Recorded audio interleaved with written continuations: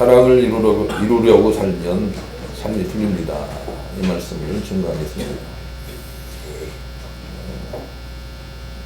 미국의 강준미 목사님은 목회를 하면서 책을 많이 썼습니다. 14권이나 썼는데 사람들이 어떻게 그렇게 책을 많이 씁니까? 이렇게 물을 때 그는 이렇게 대답을 했습니다. 제가 목회를 하다 보니까 자칫 잘못하면 탈선해서 잘못될 확률이 너무 많아 책을 쓰면서 부지런히 그 길을 쫓아가니까 탈선이 안 되는 것 같더라. 그런 의미에서 책을 열심히 쓰고 있습니다.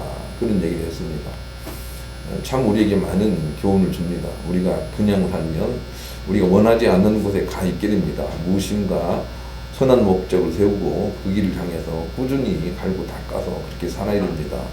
그래야만 우리가 승리할 수 있는 인생입니다. 그래서 하나님은 우리가 참 어렵지만 믿음을 가지고 있다면 사랑이라는 목표를 세워서 그것을 열심히 추구하기를 원해서 우리에게 사랑이라는 계명을 주셨습니다. 사랑이라는 것은 너무 귀한 것이라서 누구도 함부로 거기를 이룰 수가 없는 자리인 것이며, 또한 그것이 이루어졌다 하더라도 그것을 계속 간직하기 어려운 그런 자리입니다. 놀라운 자리예요. 신비한 자리이고 모든 삶이 풀어지는 자리고 하나님의 능력이 나타나는 자리이거든요.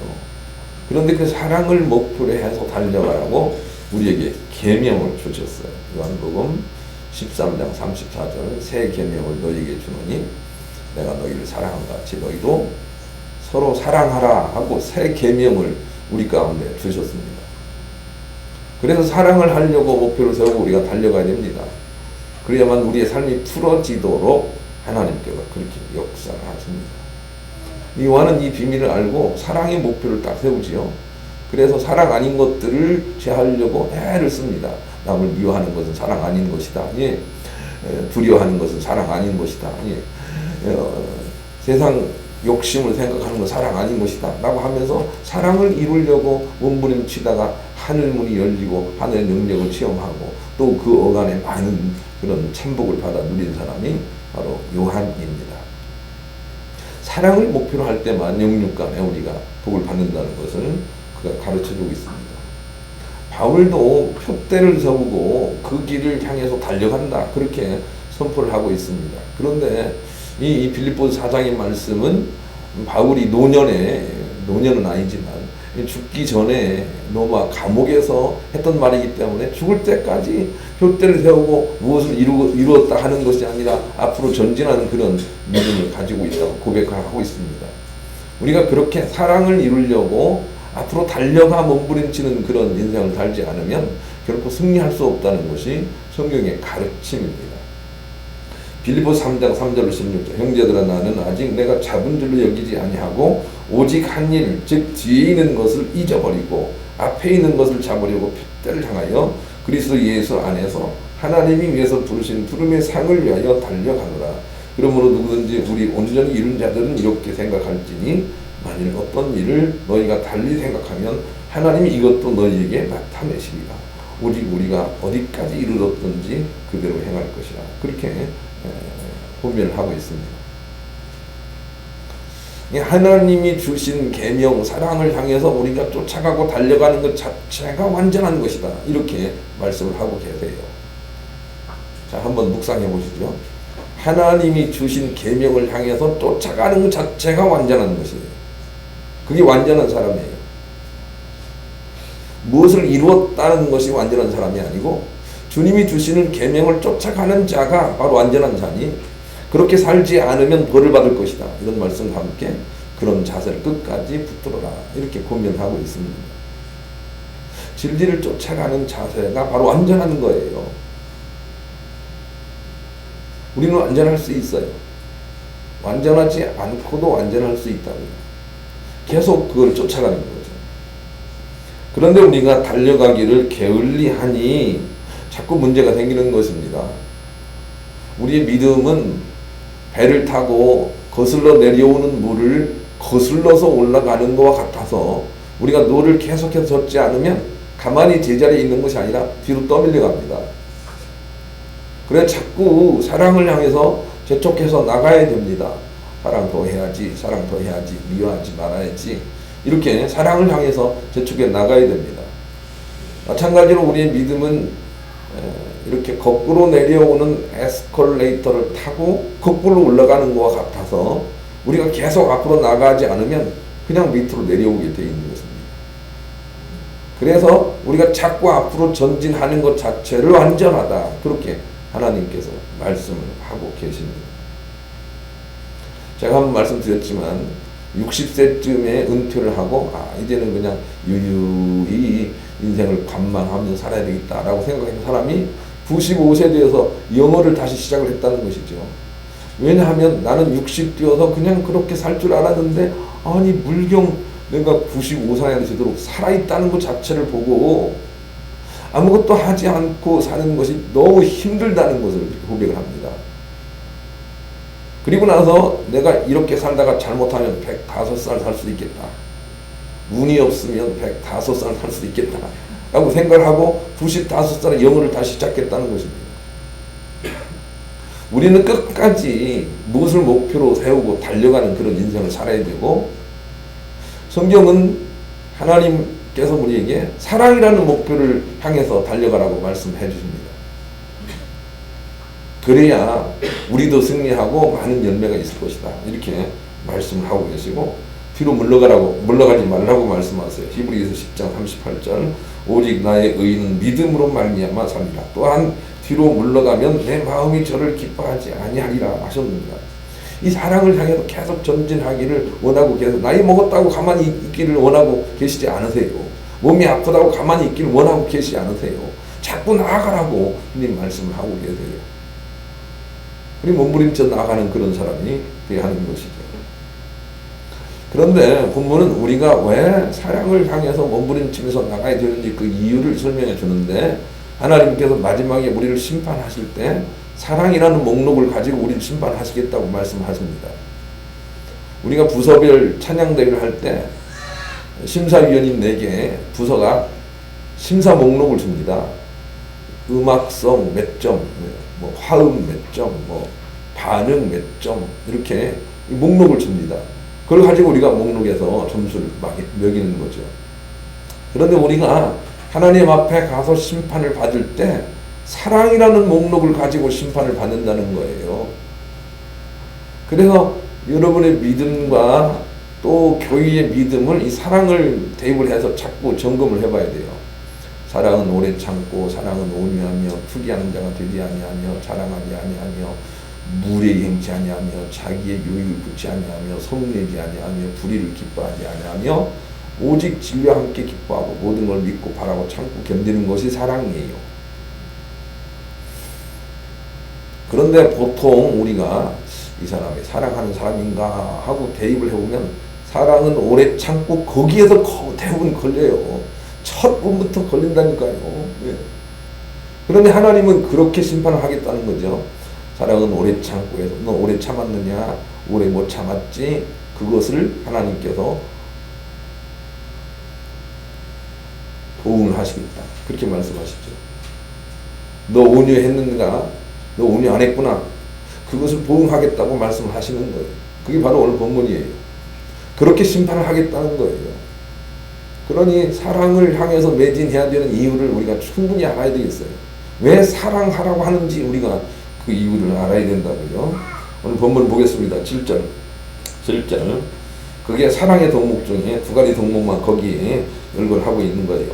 읽읍시다. 시작. 그가 얼마나 자기를 영화롭게 하였으며 삭제하였는지 그만큼 고통과 애통함으로 갚아주라. 그가 마음에 말하기를 나는 요 안으로 앉은 자요 과부가 아니라 결단코 애통함을 당하지 아니하리라 하니. 8절 심판하시죠. 시작. 그러므로 하루 동안에 그 재앙들이 이르니 곧 사망과 애통함과 흉내리라. 그가 또한 불에 삼가지리니 그를 심판하시는 주 하나님은 강하신 자이십니다. 여러분 혹시 춥지 않습니까? 춥대요. 에너지를 들여서 춥게 할 필요 있나요? 조금 따뜻하게 해요. 여름에도 우리가 춥게 안 했는데 가을에 춥네.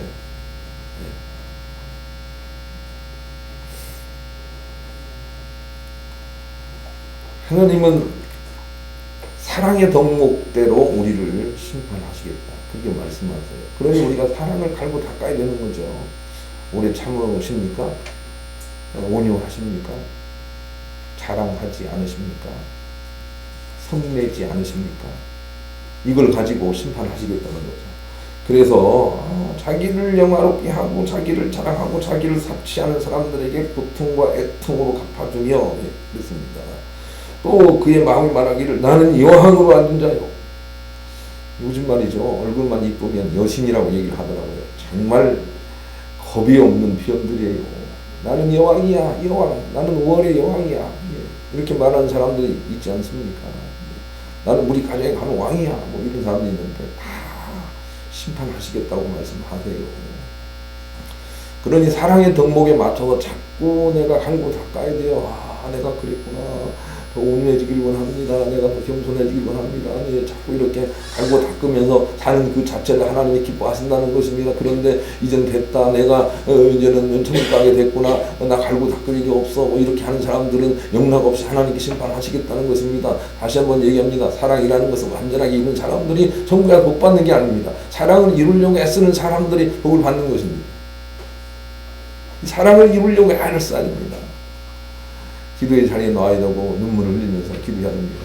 저는 심야 기도회에 청년들이 와서 눈물을 흘리면서 기도하는 거 보고 제가 이 땅에 좀 소망이 있다 그렇게 생각을 했어요. 여러분 청년들 눈물 많이 흘려야 할 때입니다. 하나님 앞에서 자꾸 자기를 갈고 닦는 그런 사람들을 주님이 온전 다 하시고 천국에 상을 주시겠다고 말씀을 주십니다. 요한일서 4장 18절 여러분 다 아시는 대로 사랑에는 두려움이 없나니 두려워하는 일에는 뭐가 따르죠? 형벌이 있습니다. 그러므로 두려워하는 자는 사랑 안에서 온전히 이루지 못했느니라 그렇게 말씀하고 계신데 우리가 사랑하지 못하기 때문에 세상에 힘든 일이 있다는 것을 우리가 알아야 됩니다. 왜 힘듭니까? 왜 몸이 아픕니까? 왜 가정이 어렵습니까? 왜 돈이 부족합니까? 이 모든 일에 하나님은 네가 사랑이 부족하기 때문이다. 사랑이 부족으로 말미암은 형벌이다. 그렇게 말씀하세요. 이 원리와 이치를 알아야 돼요. 그런데 사랑 부족 때문에 내가 이 세상에서 고통받고 몸이 아프고 가난하고 이 모든 일들은 저 천국에서 좋은 상을 받기 위한 하나님의 놀라운 사랑이 그 가운데 있는 거죠. 그러니 사랑을 장에서 매진하게 되면 가난도 질병도 풀리게 된다는 걸 우리가 알아야 되겠습니다. 이 땅에서도 복을 받아요. 괜찮아요. 애기도 그렇다고 공감을 하잖아요. 야 맞아. 어른들은 다 많이 있는데 애기가 살았어. 그래서 사랑하면 모든 문제가 풀린다는 걸 꼭 기억을 하십시오. 사랑하면 문제가 풀립니다. 사랑하면 터무니없이도 가난의 문제가 풀린다니까요. 사랑하면 질병의 문제가 풀린다니까요.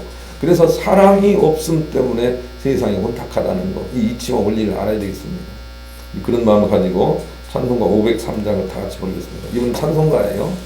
찬송가 503장. 하나님은 사랑이 없어서 자꾸 우리가 아프다 그렇게 말씀을 하시는데 우리는 전혀 그 말씀을 못 알아듣고 있습니다. 열심히 약을 먹고 병원에 치료를 받으러 다니면서 내가 사랑이 부족하구나. 다시 얘기합니다. 이 마음속에 성내는 분노의 마음과 함께 건강할 수는 없습니다. 복음으로 분노가 다스리지 않고는 건강이 생기지 않는다고요. 이 마음속에 진리의 기쁨이 없이는 행복이 만들어지지 않습니다.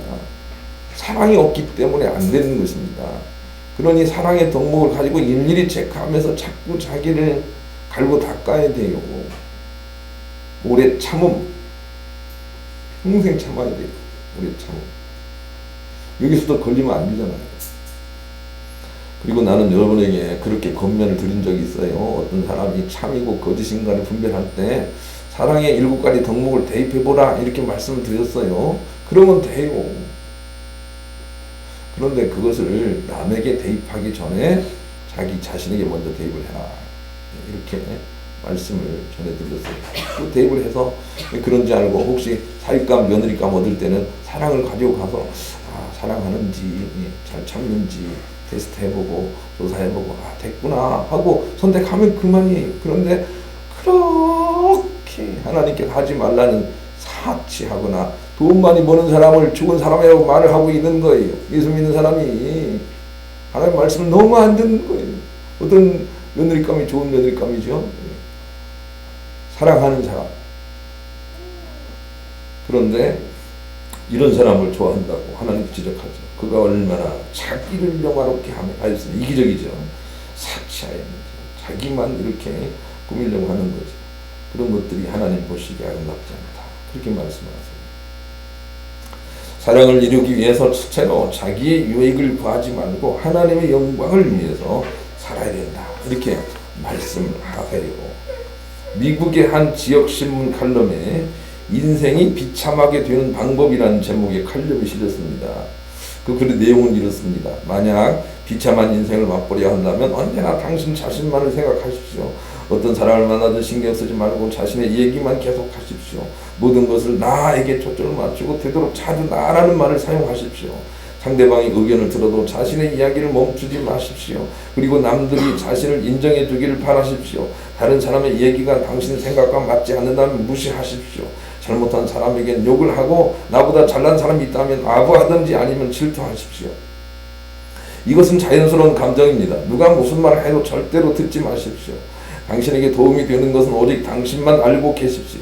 모든 일에 당신의 의견이 받아들여지게 하고 당신이 남에게 친절을 베풀었다면 당연히 그에 대한 보상을 받아야 하며 칭찬을 받아야 한다고 생각하십시오. 하기 싫은 일은 하지 말고 남에게 도움이 되는 일은 더욱 하지 마십시오. 그러면 비참해져 있는 당신을 만나게 될 것입니다. 자기 중심적으로 살게 되면 하나님의 심판이 천국에서도 있고 땅에서도 있게 돼요. 그래서 자기의 유익을 위해서 살지 말라고 하나님께서 심판의 기준을 말씀하세요. 자기의 유익을 위해서. 7절 제가 읽습니다. 그가 얼마나 자기를 영화롭게 하였으며 사치하였는지 거기에 대한 심판이 있다는 거예요. 자기를. 그러면 자기가 정말 좋은 옷을 입고 싶으면 어떻게 하면 될까요? 남편을 자꾸 좋은 옷을 입혀주면 돼요. 남을 자꾸 이렇게 잘 입혀주면 돼요. 그러면 자기도 잘 입게 되거든요. 네, 그 원리와 이치를 모르겠어요. 그런데 자기가 자기에게 자꾸 관을 씌우는 거예요. 이거 하나님이 싫어하세요. 자기가 자기에게. 네.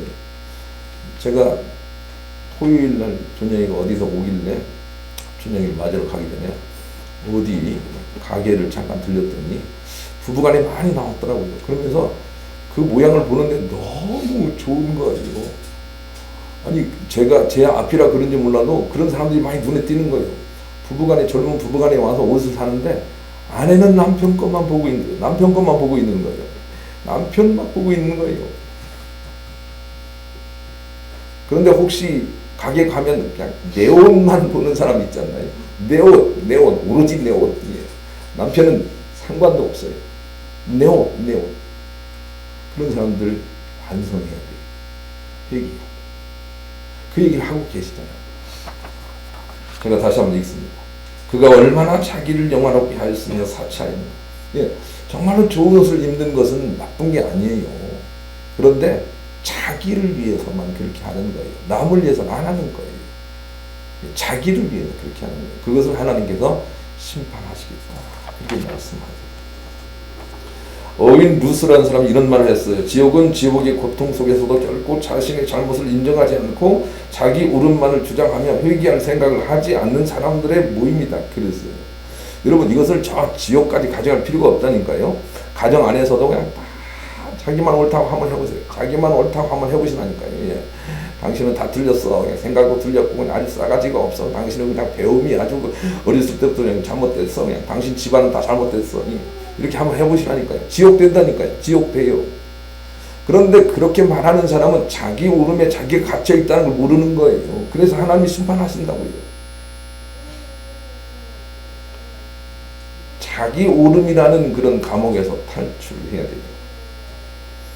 그래서 결혼해서 행복하기를 원하면 결혼할 때부터 내가 이 사람과 결혼하면 내가 행복하겠다 이렇게 생각을 하면 행복해지지 않습니다.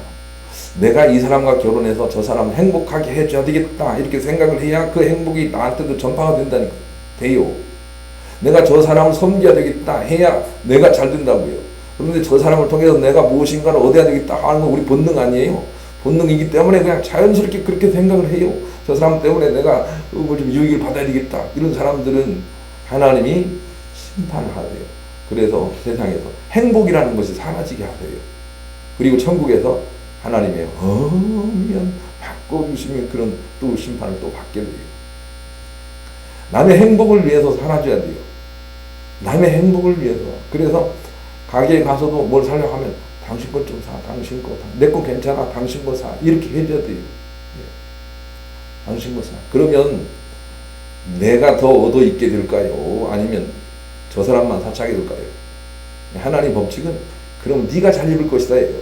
그럼 네가 잘 입게 될 것이다. 이게요. 아니 자꾸 이렇게 남을 세워주는 그런 사람의 태양이에요. T.S. 엘리엇이 이런 말을 했습니다. 지옥은 자기 자신의 오름이라는 감옥 안에 자신이 철저히 갇혀 다른 사람이 아닌 오로지 자신만이 홀로 있는 것이다. 물론 하나님이 들어갈 틈도 없다. 그랬습니다. 우리는 여기에서 탈출을 해야 돼요.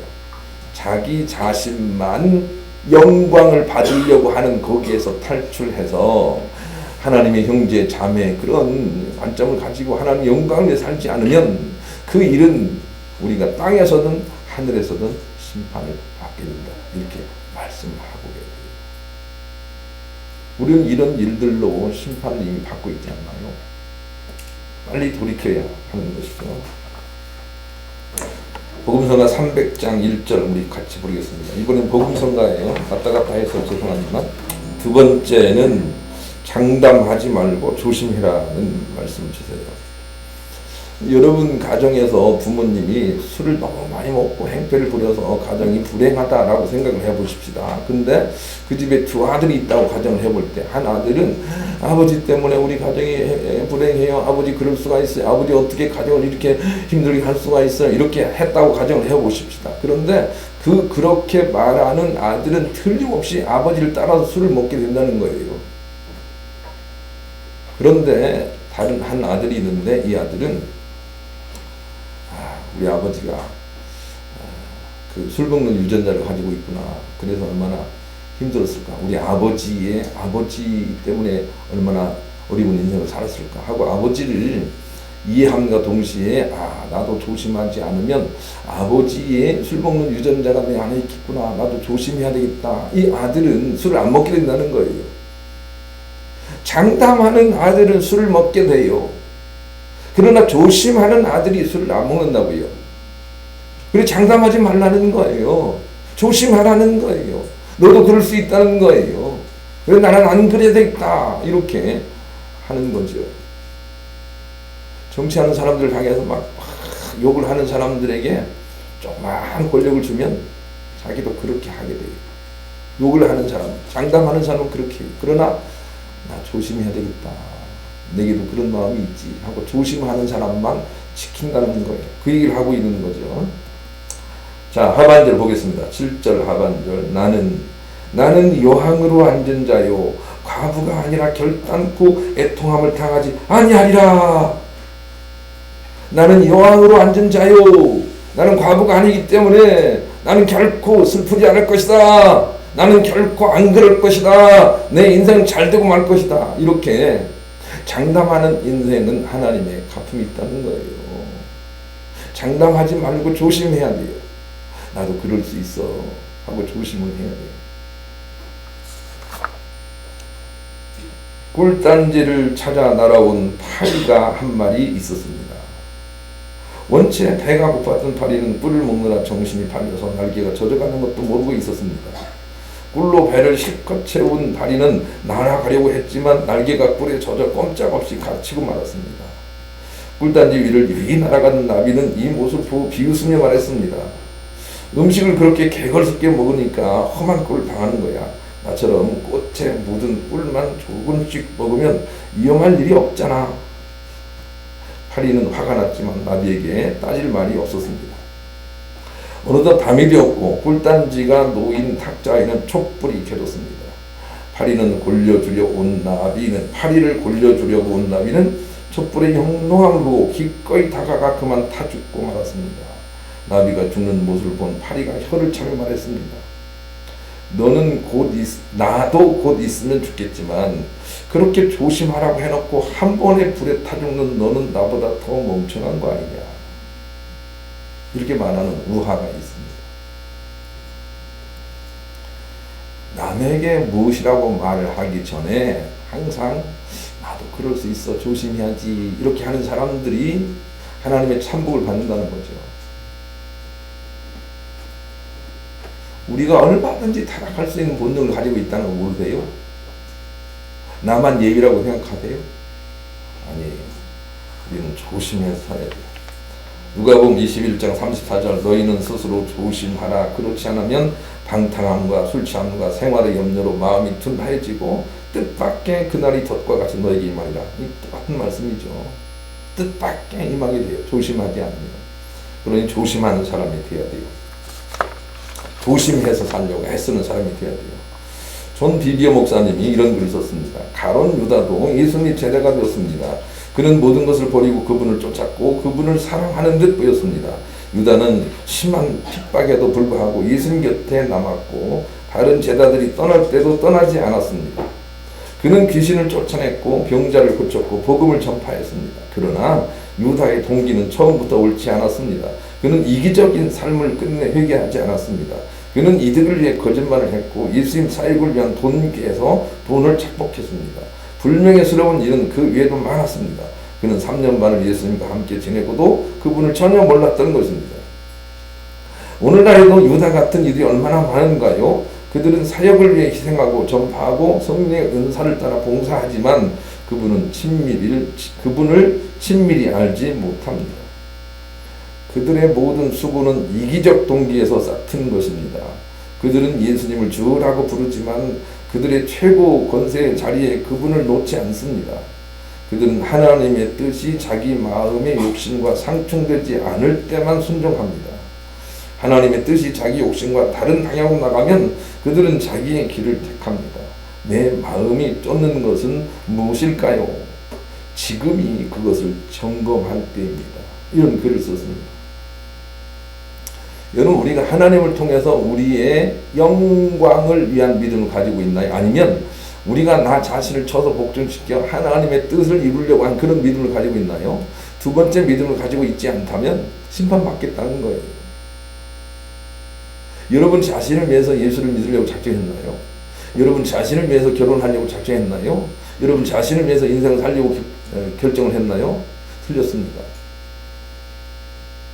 하나님을 위하고 이웃을 위한 삶을 살아야 됩니다.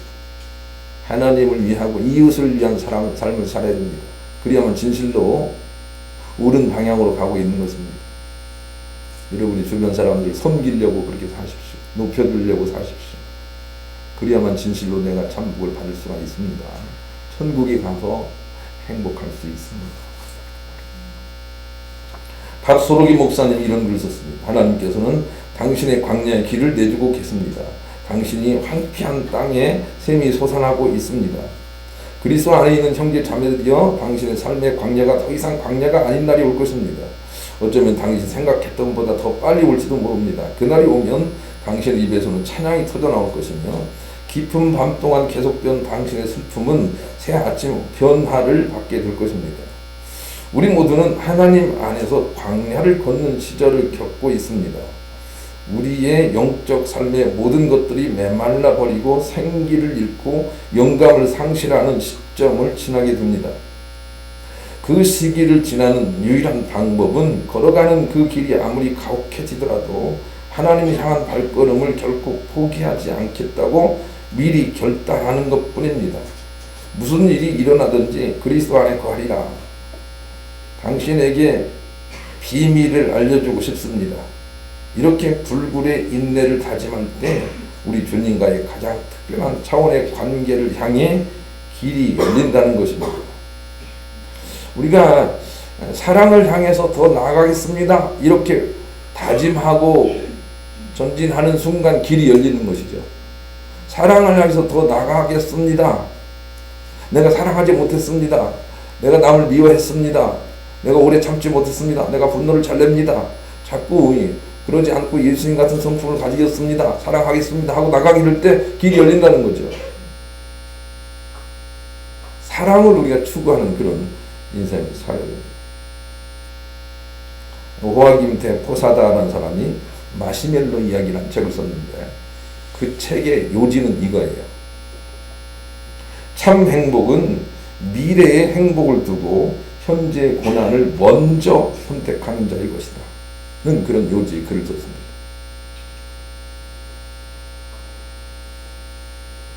먼저 자기 영광을 취하지 않는 것입니다. 먼저 내가 남을 섬겨야 되겠다. 남을 기쁘게 해야 되겠다. 이런 자세를 갖는 것입니다. 그런데 이런 자세를 갖고 사는 사람이 결국 항상 이깁니다. 어느 순간이라도 이제는 내 영광을 위해서 내가 누리할 때가 됐다 하지 않는 것이죠. 어느 한 순간이라도 나는 더 쫓아갈 뿐이다. 저 하나님의 정산을 향해 나갈 뿐이다. 이런 자세를 가지고 가는 거죠. 어느 한 순간이라도 다 됐다 하지 않는 거죠. 여러분 대한민국과 대한민국의 교회를 생각하면서 여러분 뭘 생각합니까? 우리나라가 너무 교만해져 있지 않나요? 뭘 이룬 것처럼 막 그러지 않나요? 더 겸손하게 더 이루어야 되겠다 이런 모양으로 나가지 않고 막 너무 자랑스럽지 않나요? 결과가 좋지 않습니다. 하나님의 심판이 있습니다. 늘 좋은 것은 미래에 두고 지금 나는 사과나무 하나를 심겠다 이런 마음으로 사는 그 자가 천국에서 큰 자가 된다는 것이죠. 그래서 사랑을 향해서 우리가 매진하는 그런 삶을 살아야 됩니다. 우리는 사랑을 완전히 이루지 못할지도 모릅니다. 그러나 사랑을 향해서 매진할 때 후련히 하나님께서 우리를 변화시켜 천국 백성이 되게 하십니다. 이 축복의 이치도 똑같습니다. 우리는 어쩌면 부자가 되지 못할 수도 있습니다. 그러나 주님의 부위를 향해서 우리가 계속 절제를 통해서 갈고 나가면 어느 날 후련히 하나님께서 우리에게 부위를 주시는데 이것을 우리가 잘 이해하지 못합니다. 하늘에서 내려오기 때문에 어떻게 온지를 모릅니다. 그걸 향해서 우리가 그냥 나갈 뿐인 것이죠. 우리의 사랑을 이룬 만큼 인생도 풀려 있음을 발견하게 될 것입니다. 그냥 우리는 사랑을 향해서 그냥 나갔는데 그러다 보면 주님이 이 문제를 풀어주셨구나 이 문제를 풀어주셨구나 하는 걸 발견하게 될 거예요. 그게 축복이라는 거예요. 화내지 않기로 다짐을 하세요. 화내지 않아야 되겠다. 화내지 않아야 되겠다. 그러고 나가면 하나님 풀어주신 어느 날 보니까 남편 문제, 가족, 자녀들 문제가 풀어져 있는 거예요. 화나지 않겠다. 그걸 넓혀야 되겠다. 하고 가는데 풀어져 있는 거예요. 이게 하나님 참복이라고 말씀해 주세요. 그런데 어느 날 보니까 자녀 문제가 풀어졌네. 야 됐다. 이제 사랑할 거 없다. 그렇게 하지 말라는 거죠. 계속 사랑하고 나가는 거죠. 죽을 때까지. 그러면 하나님께서 다른 문제를 풀어주시고 천국에서 진실로 좋은 걸 주겠다 이렇게 말씀하세요. 그리고 완전한 하나님의 사랑에는 실패가 없다고 8절에 이 사랑은 강하다 그런 표현을 주고 계시네요. 8절 다시 한번 읽습니다. 시작.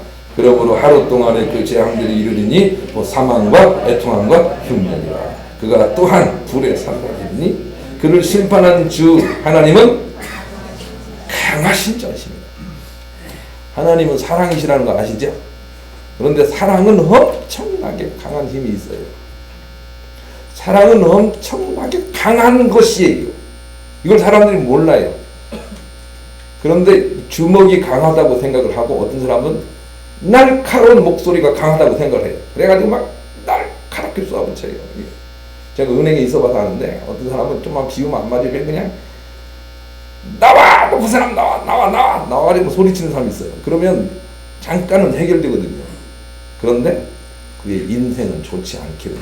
그걸 모르는 거예요. 사랑에 엄청난 힘이 있어요. 오래 참는데 엄청난 힘이 있어요. 주님께 맡기고 참는데 엄청난 힘이 있어요. 강한 힘이 있어요.